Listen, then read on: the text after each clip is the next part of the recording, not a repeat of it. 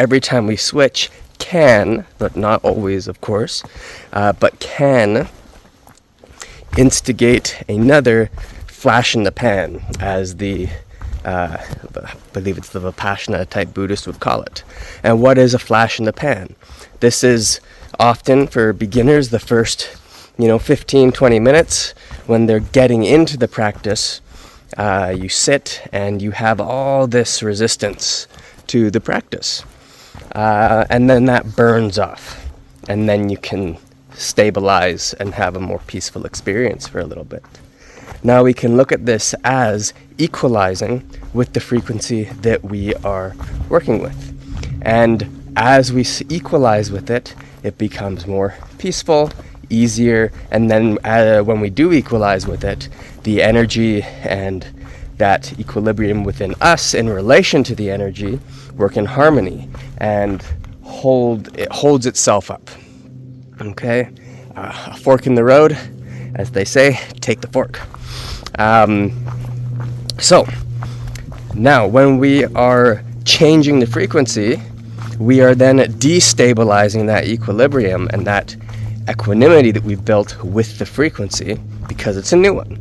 So everything has to reorient and reorganize once again.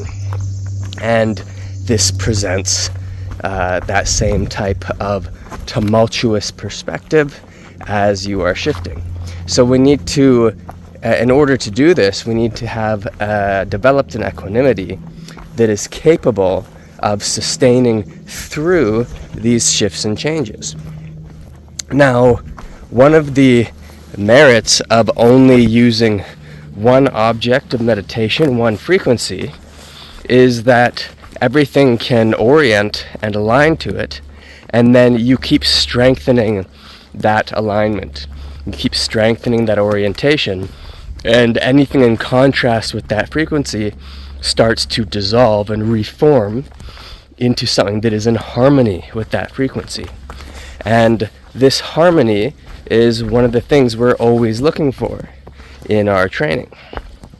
So of course, when we change the thing that we are harmonizing with, there is this process of reharmonization.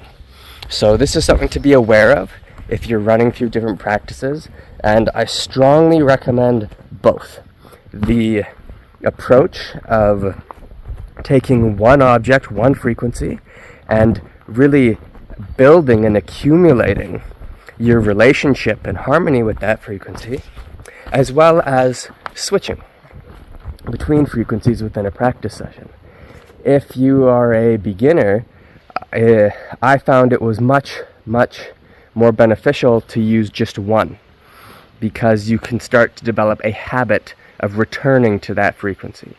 And anytime the mind wanders, the habit brings you back to that one thing. And this is really valuable, especially in the beginning. Now, as you get more advanced, I think there's a lot of value in exploring different frequencies in a practice session, because we need to develop an ability to exist in a bigger space than the stuff that we're equalizing with.